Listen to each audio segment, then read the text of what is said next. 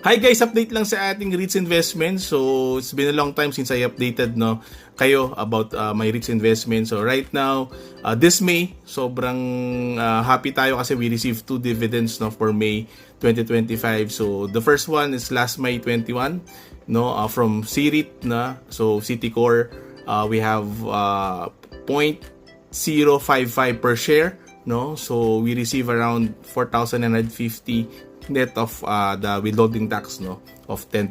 Okay? So sa mga dividends, lagi may 10% with may tax yan lagi. Okay? So we receive a net of almost 5,000.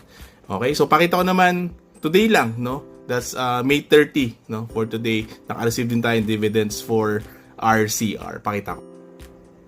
Yan guys, So RCR naman 0.1047 per share, So naka-receive tayo around 4,890, so almost 5,000 din yan. So this May 30, 2025. So yun, sobrang happy kasi nga this is passive investing, so dividend investing na tinatawag. So again, if you're looking for dividends sa mga investments nyo, you can check REITs. So marami tayo, RCR, C-REITs, and other REITs, MEM REITs din, Mega World REITs, may Ayala REITs, o A-REIT na tinatawag. So marami rin, like for other investment vehicles naman, you could check those high yielding savings accounts from the digital banks. Malaki rin yung mga binibigay nila, but of course ingat lang din. So I think the PDIC insured up to 1 million of deposits naman for this banks.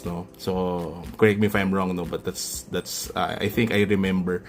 And of course we have other investment vehicles for dividends naman. We also have Pag-ibig MP2, marami rin yan. And we have also yung mga big companies na nagbibigay ng dividends, like Meralco, PLDT, and Globe, etc. Okay? So hope you guys na ma-inspire kayo, na mag-still continue investing, though na ngayon lang ako nakapag-update sa inyo. So I'll try to be more talaga more active pa ulit with regards to our investment. So thank you guys, please give me a heart and share. Bye bye.